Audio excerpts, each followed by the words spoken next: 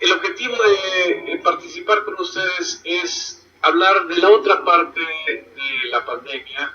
Hay muchas partes de la pandemia que no son estrictamente de salud, pero que inciden en la salud. Y es el fenómeno de la infodemia, el fenómeno catalogado por la Organización Mundial de la Salud como tan peligroso o tan negativo como la propia pandemia del COVID-19, porque tiene como objetivo o busca o pretende generar pánico social, pánico moral, desestabilización, confusión en la población, por múltiples intereses que no necesariamente tienen que ver con lo político, también tienen que ver con asuntos de intereses de mercado, tienen que ver también con un tema de intereses mediáticos, de ganar audiencia, de generar notas que llamen la atención. Y desde que un servidor les puso en la conferencia matutina con el presidente de la República el interés del tema de los ciudadanos y de los colegas periodistas ha aumentado, y decidimos en el sistema público de radiodifusión hacer un recuento diario y una curaduría diaria de la serie de noticias falsas o de incluso hasta sátiras, que a veces la gente no se da cuenta que son sátiras, que tienen como objetivo o que generan a final de cuentas infodemia. La infodemia se opera sobre todo en redes sociodigitales en el país, porque esto lo escribió un profesor de la UNAM, del Departamento de Comunicación Política Aplicada, Luis Ángel Hurtado, quien nos ha ayudado muchísimo, y desde aquí le mando un saludo y todo mi agradecimiento al profesor Luis Ángel Hurtado, para delimitar muy bien el universo de las fake news en México. La infodemia se alimenta de fake news, aunque no solamente esté concentrada en las noticias falsas. Pero México es el segundo país, o al menos en 2019, el segundo país generador de noticias falsas en redes después de Turquía, por arriba de Brasil y de Estados Unidos.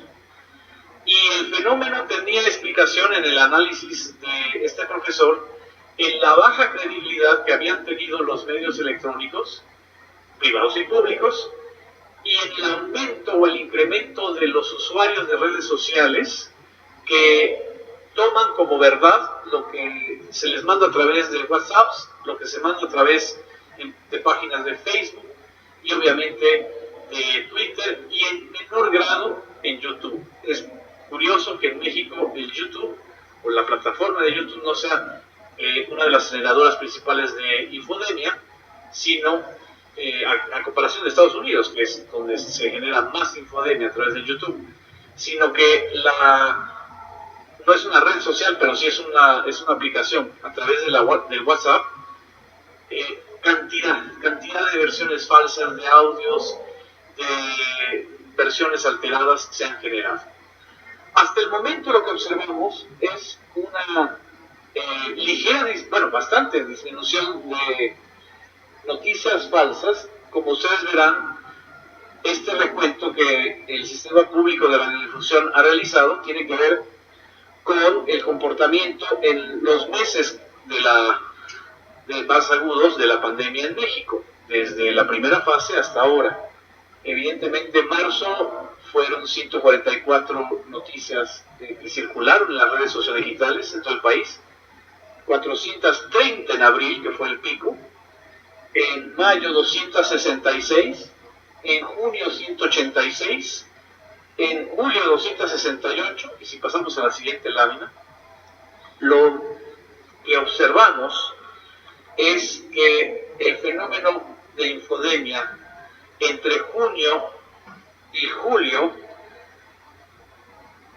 vivió un repunte al pasar de 6.2 notas a 8.7 notas, coincidentemente con la intensidad de la partidización o de la politización del debate sobre cómo enfrentar la infodemia, la pandemia de coronavirus, corre paralelo, eso es muy delicado. Y aquí está el recuento. Esta información estará disponible para ustedes. Las principales entidades, en el siguiente cuadro, que han registrado mayor número de notas falsas es la Ciudad de México, con 147, Tabasco con 84, Veracruz con 54, Guanajuato con 34 y Chiapas con 33. El siguiente cuadro es interesante, porque habla de las características del tipo de noticias falsas más difundidas en México. El 33% de las noticias falsas tienen que ver con falsos positivos. Con esta especie de interés, que yo diría que entre morboso y sádico, por señalar, este es positivo a coronavirus, esta persona también. Es decir, la violación elemental del derecho a la privacidad de todo aquel que sea, por desgracia, afectado por el COVID-19. Y eso es muy grave porque hemos retrocedido en los medios de comunicación en este asunto que es fundamental, que es el respeto a la privacidad de los datos personales en materia de salud. El 28% de las noticias falsas después son medidas arbitrarias como que si se va a ordenar el uso de cubrebocas por ley, que si van a sancionar a tal o cual persona por este tipo de cosas. Hay una intencionalidad de despertar el monstruo dormido autoritario que tienen muchos mexicanos.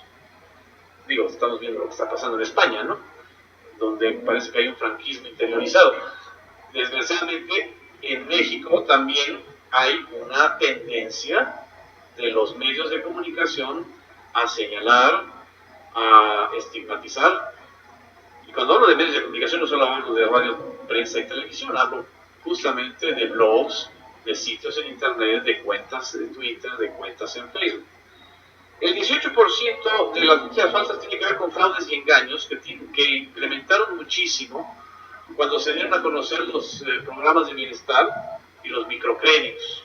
Una enorme cantidad de páginas en Facebook que son falsas, donde les están pidiendo a los usuarios sus datos personales para tramitarles créditos. Y el 7% tiene que ver, curiosamente en México, es menor que en Estados Unidos, con los tratamientos o remedios, ¿no? Es decir, hay esta ecuación que hemos observado y bueno, el 82% de la infodemia que se genera en el país proviene de redes sociales,